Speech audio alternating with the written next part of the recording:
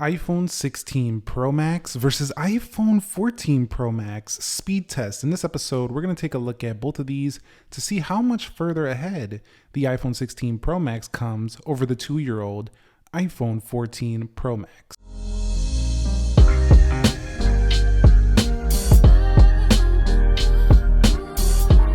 So what is up, guys? Nick here, helping you to master your technology. Let's go ahead and begin this test with a boot up in 3, 2, go, and see which one can get there first. Now, the iPhone 14 Pro Max has been out for a couple of years. It actually does have an Apple A16 Bionic chipset, which is the same found in the iPhone 15 and 15 Plus. It also does have 6 gigabytes of RAM, so you don't get the Apple Intelligence because of that reason right there, but it does turn on faster than the iPhone 16 Pro Max. But if you look closely, you'll see the 16 Pro Max has way thinner bezels than the iPhone 14 Pro Max. So that is one of the biggest changes this year so far. So for a quick confirmation of software, we are looking at iOS 18 22A 3354. This is the official version. There was an update for the iPhone 16 Pro Max out of the box, so all the 16s for a few little patches here and there, but it's pretty much exactly the same software. When it comes to unlocking these phones, you can see that the iPhone 16 Pro Max still has an incredibly fast and efficient Face ID, and you'll see the animation going in is really nice as well, but that wasn't very different for the iPhone 14 Pro Max. So if we look over here, that's basically the same, and if you look at it on a weird angle, you should still be able to have it recognize your face. So it's a very good sensor on both of them. No real changes there. The bigger change actually comes to this area right here. You'll see the capture button, which to me could have been an integrated Touch ID as well. I think that would have been perfect for that, but it is a capture button for camera, and that's going to be one of the biggest distinguishing factors between the bodies on these two phones. All right, guys, and when it comes to their home screens and just generally going through the software, you're not really going to find any differences between both of these.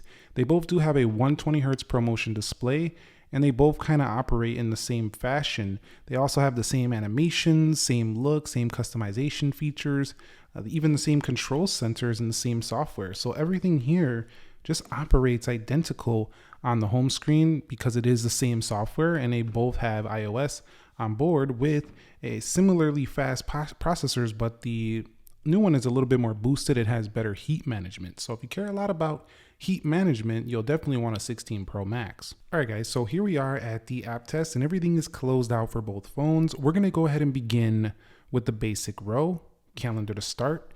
And you could see they're going to give us the same animation. The most obvious difference is just simply that bigger panel. That is one of the most obvious differences here. You also do have better camera, better zoom, audio mix. You also have capture button. In addition to that, let's go over here. That's about the same. You also do have a better ultra wide camera. So I think you have to look for the smaller details instead of just looking on the surface. The smaller details, it is a more professional phone than the prior version if you're going to take advantage of those professional features. So let's go ahead and take a look at news. And you'll see that was first on the left. And we had a comment the other day. Somebody was saying these differences don't matter. And then somebody responded and said, look, even if it's a couple of seconds, that might add up over the year. So it definitely can, even if it's a little bit faster, it can. Does it mean go out and get one? No. But does it mean Apple's make improvements? Yes, even if they're slight, they're still pushing into the future. So in terms of speed, like it's going to be faster and faster. And whether you use it or not really doesn't matter. It's just going to make the overall phone more reliable for longer term. But you got to look smaller at the details these days because they're getting smaller and smaller. Like you got to look for the smaller details is what I mean. Let's go over here to the home screen or the home page here of Instagram, and then scrolling, not a massive difference. Let's see if that wider display makes a huge difference. And you could see the post is a little bit bigger because the phone's a little bit bigger. So it's a little bit. It really is just a little bit, but that little bit can make a difference probably in watching like a movie. If you're watching a movie on your phone, you get a little more screen space, or consuming content.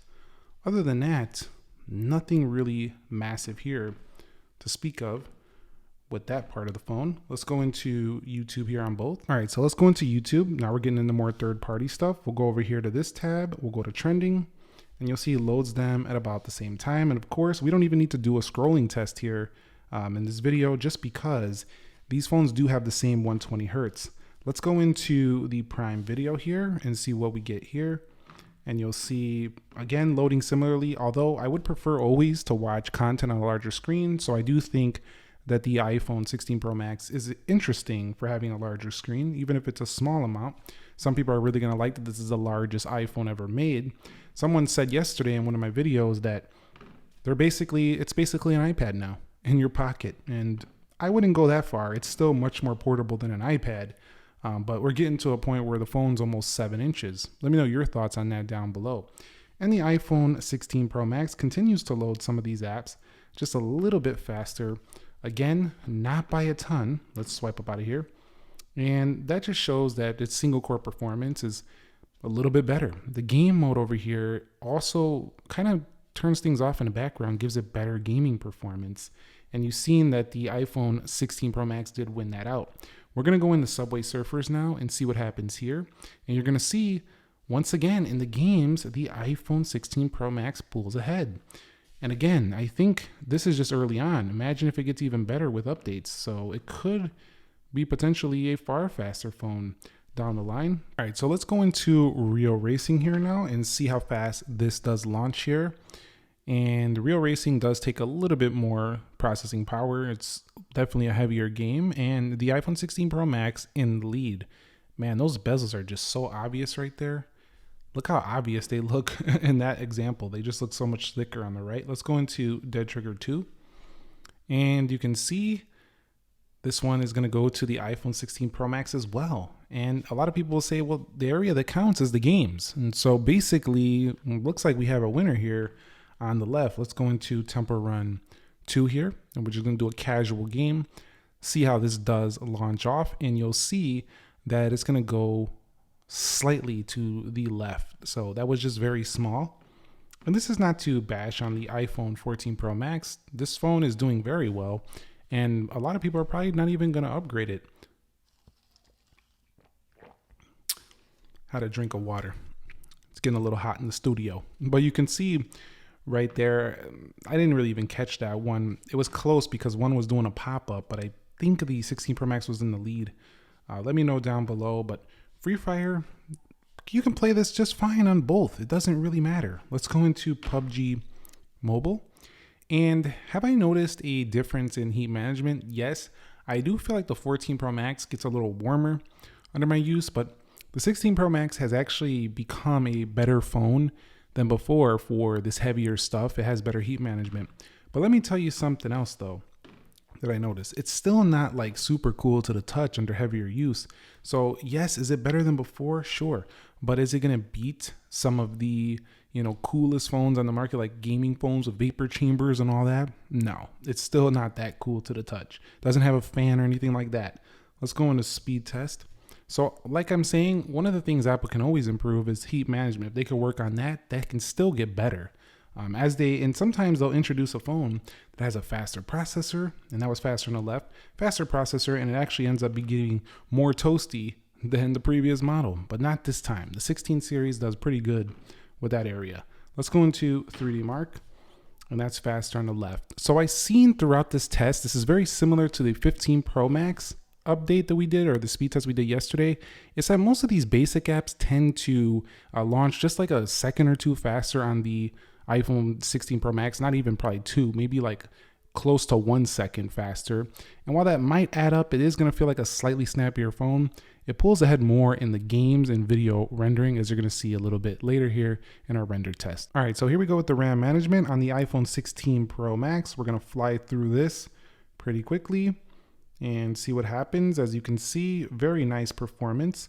8 gigabytes of RAM. So if you did do this upgrade to your upgrade, you are going up 2 gigs of RAM, but you're still not going to what some competitors have, which is like 12 to 16. So even if you buy this phone now, you pay all this money, you still don't have the most RAM out there. So you can't really brag about that, but you can at least feel confident that your iPhone's going to last longer, because even a lot of Mac computers still have that same 8 gigs of RAM. So it is a good update from the 14 Pro Max, but it could have been 12, I feel like. Let's go to the 14 Pro Max, and you'll see that with these 6 gigs of RAM, it can still hold most of this stuff in the background just fine. A little bit of a stutter there on Free Fire, but it had it open. and we'll go into Subway Surfers, and we'll go over here to Jetpack Joyride. And is this a reload? I think it is. What the heck? Best Buy reloading. Wow, this is weird. Let's go into eBay. Let's go into Amazon. Yes, I sound surprised because I didn't see this in some of my previous iPhone 14 Pro Max speed tests. I didn't see any reloads, but the 6 gigs of RAM is definitely going to show its age faster than the newer 8 gigs of RAM on the iPhone 16 Pro Max. So this was a clear victory to the 16 Pro Max due to those reloads and that slight stutter on Free Fire. All right, so let's go ahead and do some web browsing now. So we're gonna go to apple.com here, and you'll see not a massive difference. Safari, a very well optimized browser. So a lot of the things that you're gonna be browsing are gonna be smooth. And this is pinch to zoom, multi-touch zoom, very good on both of them. So let's go to yahoo.com and we'll see what happens here. And yahoo.com loads about the same on both of them. And if we go down, you'll see pretty much similar. And you will be getting the Apple Intelligence Safari features very soon on the 16 Pro Max, but you won't be getting those on the iPhone 14 Pro Max. So if you do want Apple Intelligence, you got to go to the 16 series. That's just what it is this year. But you can see on this white background, those bezels are very apparent because I have the space black 14 Pro Max. It's very apparent, those bezels right there. So that's a nice update. I'm really feeling that for the new 16 Pros and Pro Max. Let me know your thoughts down below. Okay, and here's the final scores between the 14 Pro Max and the iPhone 16 Pro Max. 3181 on the single core for the left, and that is up over 600 points around the 2535 on the right and 7752 on the left, 6375 on the right. These scores are not massively better on the iPhone 16 Pro Max in either multi or single core. But they are enough better to give you a boost in performance. All right, so here's the final 3D Mark Wildlife Extreme scores, and you could see we have a 3972 on the left and a 23.8 FPS on the left, average frame rate 14.3 on the right. So over 1,000 in the graphics. That's huge for gaming. So if you're gaming a lot, you're using a lot of the iOS games on your iPhone, you'll do this upgrade and be very happy. You're scoring better than 87% of devices versus 48% here for the iPhone 14 Pro Max. So this was a nice sizable jump to go over here to the 16 Pro Max. Again, the better heat management reduces throttling for the 16 Pro Max, giving you better performance throughout your uses. Plus the CPU is just faster and it has more RAM. So it's just a boost in performance here, as you can see. Okay, so we're just gonna go ahead and save the video on both. All right, so we're coming up on a finish here. The same 5-minute video, a massive finish first for the iPhone 16 Pro Max. So if you're looking for more performance when it comes to stuff like this is definitely going to be a huge boost for you, especially if you're going to like render on the go. Like let's say you use those new camera features, you want to use LumaFusion, you want to use iMovie, you want to use some editing apps, just do it all from the phone. I mean, it's a niche segment that does that, but if you're one of those people, you get a huge boost here in the render.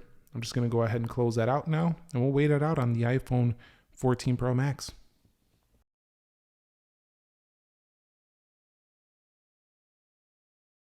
All right, so we're finishing up here on the iPhone 14 Pro Max, and that was about 4 to 5 minutes later. So that is a substantial amount of time, again, if you're doing something like this. So this really showcased that the A18 Pro chip is far ahead of the iPhone 14 Pro Max. All right, so let's go ahead and check the cameras before we head up out of here. I'm gonna go ahead and launch both on both of these. 3, 2, go.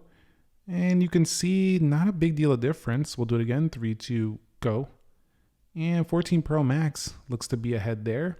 You also have similar zoom functionality, although 3x for the iPhone 14 Pro Max, and you're gonna go 25x digital for the iPhone 16 Pro Max and about 15 on the right.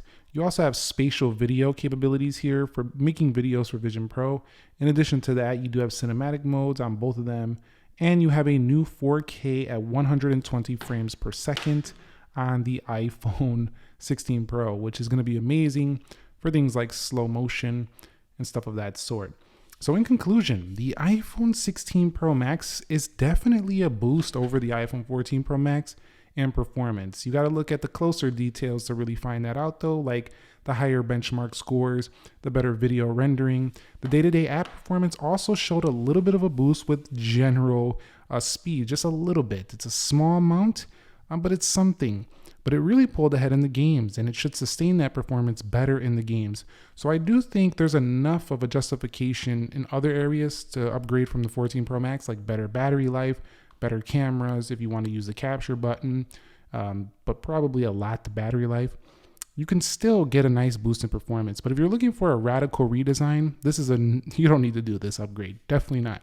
If you're looking for bigger changes, I think the 14 Pro Max is still just fine. So both excellent phones, but 16 Pro Max, definitely a nice new addition to the market. Thumbs up if you enjoyed it. Subscribe if you haven't already, and I'll catch you all in the next speed test. Nick here.